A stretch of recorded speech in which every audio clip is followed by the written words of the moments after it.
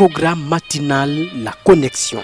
En ce temps de confusion et de panique générale, vous avez besoin de vous connecter au trône de Dieu et de maintenir la communion avec le Seigneur. Cette émission, c'est un temps de connexion divine. Que la grâce de Dieu vous soit donnée avec abondance en ce moment. Et nous voulons baisser la tête pour prier ensemble. Éternel notre Dieu, merci. Dans cette histoire pathétique, la souffrance de tes ministres, nous sommes en train de tirer des conclusions et des leçons. Et nous prions, Seigneur, que tu nous aides à demeurer ce que tu veux que nous soyons, quelle que soit l'opposition dans le monde, au nom de Jésus. Éternel, merci parce que tu le fais. Au nom de Jésus, nous avons prié. Amen. Gloire à Dieu. Nous sommes très heureux de savoir que vous êtes là et nous voulons poursuivre avec notre série numéro 6 et l'étude numéro 22. Et cette fois-ci, nous parlons de l'éloquence des accusateurs malicieux et la frayeur du gouverneur Félix. Alors, vous vous rappelez, Paul venait d'échapper à un guet-apens. Et une escorte de près de 470 soldats, hommes de sécurité, l'ont amené jusqu'à Césarée. Et arrivé là-bas, que s'est-il passé? Regardons Actes des Apôtres, chapitre 24, verset 1. 5 jours après, arriva le souverain sacrificateur Ananias avec ses anciens et un orateur nommé Tertulle. Il portait plainte au gouverneur contre Paul. Paul fut appelé et Tertius se mit à l'accuser en ces termes. Voyez, seulement 5 jours de répit et les ennemis revinrent à la charge, mais cette fois-ci, ils sollicitaient le service d'un homme capable de transformer le mensonge en vérité à cause de son éloquence. Auront-ils cette fois gain de cause? Analysons le processus de l'anéantissement de leurs compétences au service du mal en 3 parties. Nous verrons premièrement Tertulle, l'orateur renommé au service de la fausseté et du mensonge. Deuxièmement, nous verrons la transparence de la vérité imparable devant la sagesse des hommes vendus au mal. Et troisièmement, nous parlons le très excellent Félix, juge, frappé d'étourdissement et de frayeur. Alors, voyons la première partie de cette étude, Matthieu chapitre 24, du verset 2 au verset 3. Il dit là-bas, Paul fut appelé et Tertulle se mit à l'accuser en ces termes. Très excellent Félix, tu nous as fait jouir d'une paix profonde et cette nation a obtenu de salutaires réformes par tes soins prévoyants. C'est ce que nous reconnaissons en tout et partout avec une entière gratitude. Voyez comment les hommes éloquents parlent, les spécialistes en transformation du mensonge en vérité tenteront toujours de gagner les cœurs des juges à travers des éloges mensongers et grossiers.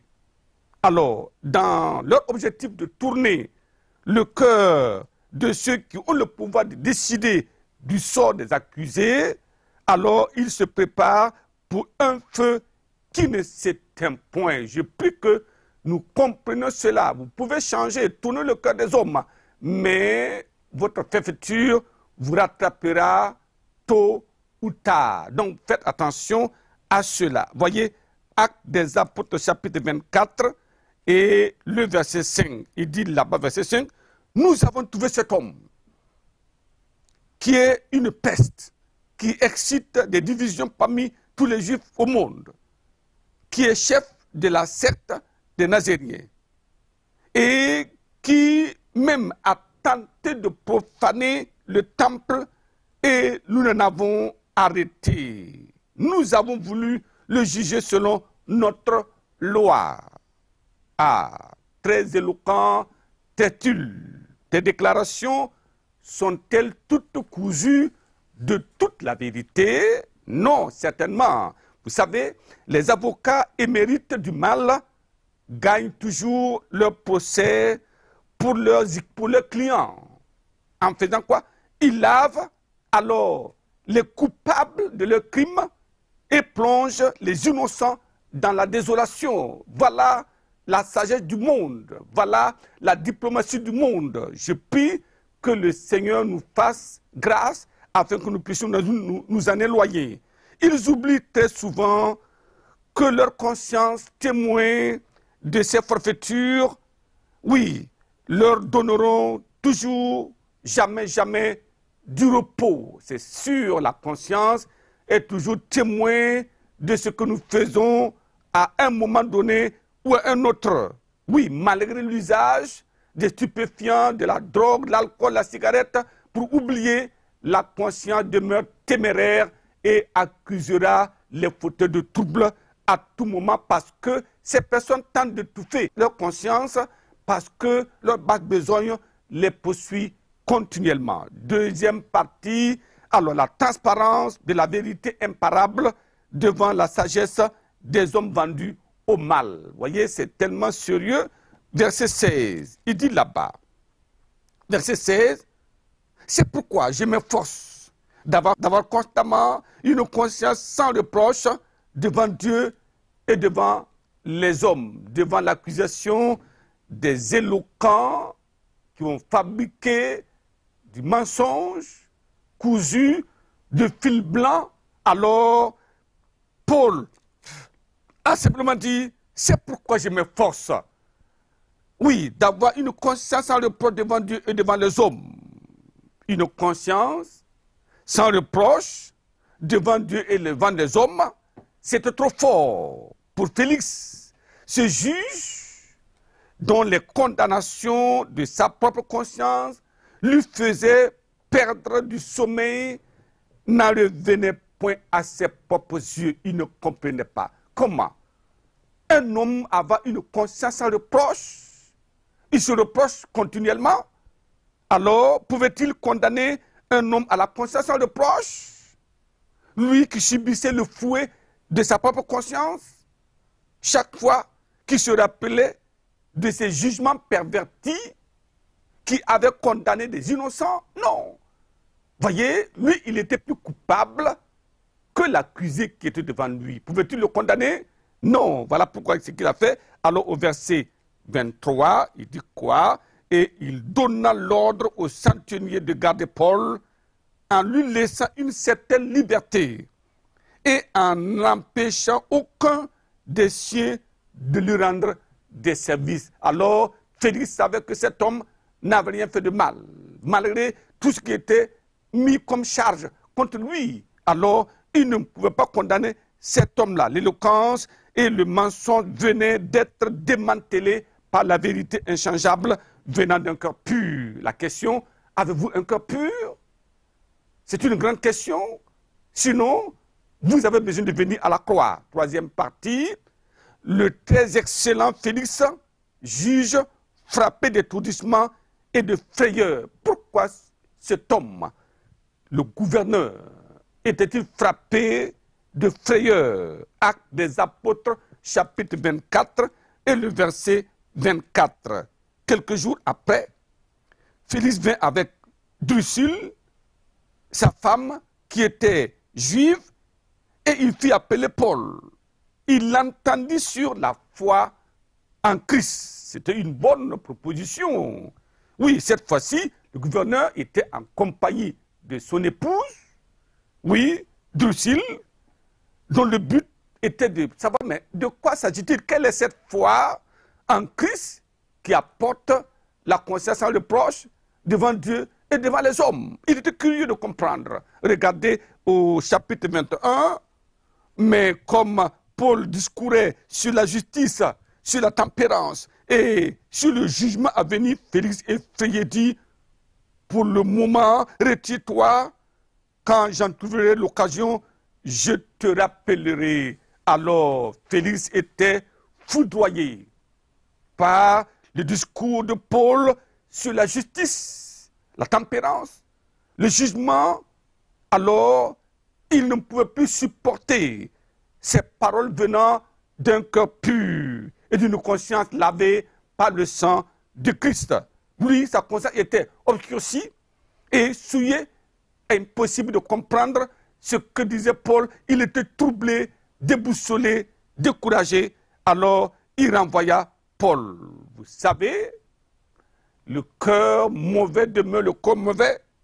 Parce que, quand vous lisez au verset 26, il dit, il espérait en même temps que Paul lui donnerait de l'argent. Comment vous pensez, un gouverneur, un homme de position élevée, et il poursuit un prisonnier seul, sans travail, sans secours. Et il dit, mais il espérait de l'argent. Un cœur souillé demeure un cœur souillé. Je prie que la flétrissure de la conscience des hommes les amène à courir vers la croix pour que la puissance de Dieu change l'abomination en vérité absolue au nom de Jésus. Vous voyez, les grands de ce monde ont un défaut commun, lequel ils sont convaincus que le mal qu'ils font, l'injustice qui est devenue le modèle de leur règne, le sang sur leurs mains qui les maintient alors dans leur position élevée, ils savent que la conséquence, ils retomberont alors inéluctablement sur leur tête. Ils le savent, ils savent très bien que cela. Alors, ils font alors semblant de ne pas connaître la vérité dans le but de conserver leur fauteuil, leur position, leur argent, leur dignité et les privilèges qui y sont attachés et s'acharnent contre leur conscience afin de les tuer. Pourtant, ce ne sont que des avertisseurs. La conscience avertit simplement le fauteur de ce qui va arriver prochainement. Mais pourquoi vous tuez votre conscience? Pourquoi ne pas regarder à la vérité quand tournez-vous enfin vers la vérité avant qu'il ne soit trop tard? C'est la grande question qui est posée. Jusqu'à quand allez-vous tenir dans ces propos, dans ces agissements? La parole de Dieu interpelle tous les hommes, quelle que soit leur classe. Le jugement final vient bientôt. Pourquoi ne pas baisser la tête et prier au lieu de fuir la vérité, accepter la vérité et soit sauvé par la vérité. Papa, merci pour ta grandeur et ta puissance. Les hommes ne peuvent pas comprendre l'éclat de la puissance de ta parole. Paul parlait de la justice, il parlait de la tempérance, il parlait du jugement. Les consciences souillées ne peuvent pas supporter cela. Pourtant, c'est une réalité. Je prie que la puissance de ton esprit convainc quiconque à quitter le terrain, oui, où ils se disent forts, pour descendre à la vérité et soit sauvé par la vérité. Papa, merci pour la réponse. Au nom de Jésus, nous avons prié. Amen. Que le Seigneur vous bénisse abondamment et à la prochaine.